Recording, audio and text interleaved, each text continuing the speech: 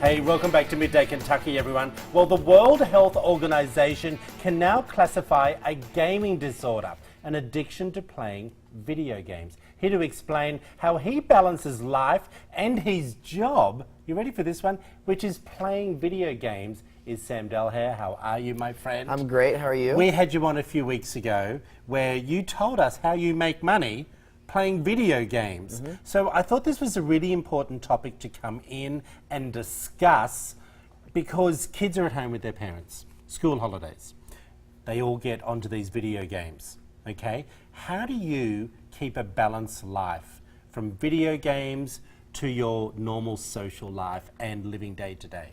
At first, when this became my full-time job, it was very difficult. I've become much better at it, but growing up playing games, like for all the parents at home, I would be out diving. I was a diver. I was biking every day for like at least an hour. Always make sure to get out, get exercise. The key to it all is living a balanced lifestyle. And if you're doing too much of really anything in life, you know, you're not going to be living a healthy life. So I was always biking. I was always out getting exercise. Just finding the way to balance it and go out with your friends for an hour every night, or go out and exercise, go biking. Like I said, I'm saying this a lot because that's what I did. I had to learn that. It was very tough, but after that, it's got much better. Okay. And how did you initially get started? With gaming? Yes. I just loved picking it up when I was a kid. All my friends used to play Pokemon. That was the original thing we played. And I know you talked about a couple of the games. But did you hear about Pokemon or Nintendo the other day with the... It's pretty rad. We did a story yesterday, everyone, about pornography being dropped into Nintendo now. You're kidding? Yeah. I did not Google read it. that. It's pretty freaky. Oh my gosh. Yeah. Like I told you, like last time I was here, there was that one game that was very, very weird, and I said that's not what gamers stand for. There's always weird things in gaming, but you know, if your kid is at home gaming and like me growing up, just seeing your friends play, oh, I want to try that. As long as they're going out, getting exercise, doing healthy things, they should be okay. Well, that leads us into the next question, Jean. What do what are parents' thoughts, and what do you tell them if their kids are playing too many games? Yes, what do you do if you think your child is addicted?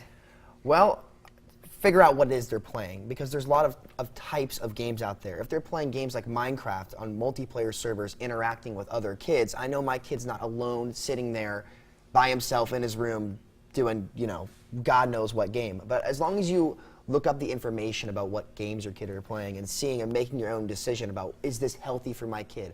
Are they out exercising? Are they doing any other social activities? Are they going out with their friends?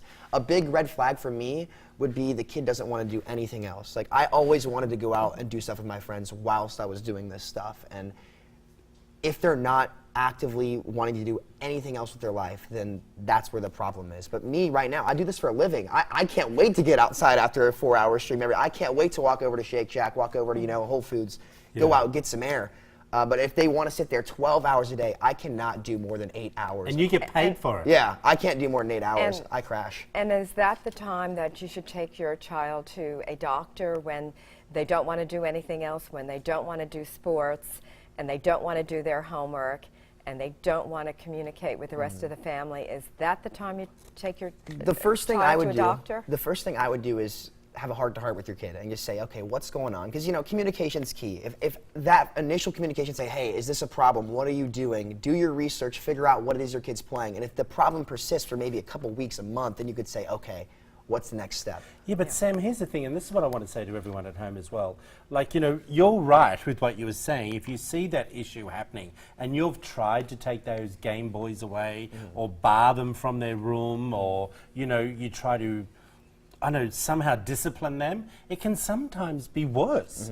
They can retreat, they can go into themselves, and gosh only knows what they'll get up to behind closed doors in the end. And that's the problem, Sam. I agree with you. I agree with you. That's why the most important thing, I think, for a parent is to figure out what their kid's playing first, because I feel like the kids might get more irritated if you act like you know what you're talking about, but you Sam, as always, my friend, good information. Appreciate you. We'll be right back after this short break, everyone.